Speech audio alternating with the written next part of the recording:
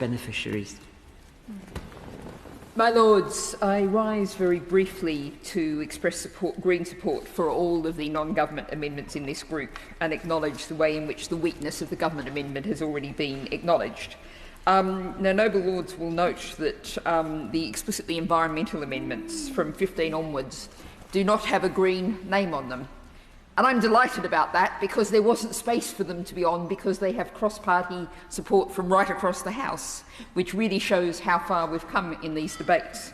I'm just going to make 4 very brief points, because I'm very aware of the time, but I think it's building on the points just made by the noble lady Baroness Young, and reflecting on an article published last week in Nature, which demonstrated that we have, in 7 of 8 key measures, including climate, biodiversity and water, 7 of 8 measures, we are outside the safe and just operating space of this planet.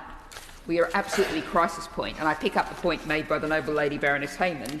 We cannot afford to wait.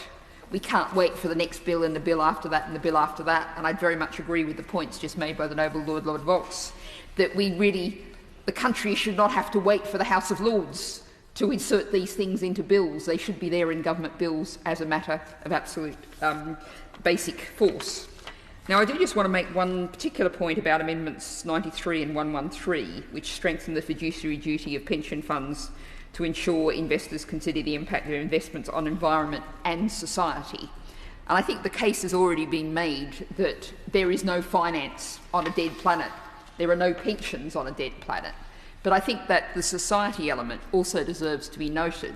And if you look at the fact that we have a huge amount of discussion of the problem of the large number of people of apparently working age not engaged in our labour force at the moment, and the public health crisis that's associated with that, the kind of thing that Green councillors have been going on about as members of governing pension funds for years, about things like tobacco, about things like the kind of food products that are being supported.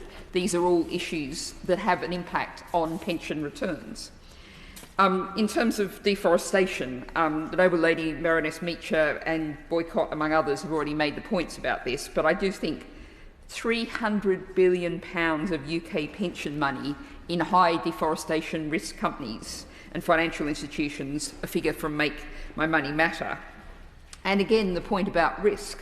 The financial sector in the UK faces up to £200 billion of risk, just alone in Brazilian beef and soya and Indonesian palm oil supplies. And just finally, also another risk in terms of our international reputation. We are, of course, enthusiastic signatories of the Global Biodiversity Framework, which promises under Target 14 that the UK will align all relevant public and private activities, fiscal and financial flows with the goals and target of this framework. How could the government not be accepting all of the amendments in this group? I rise as I am. I have my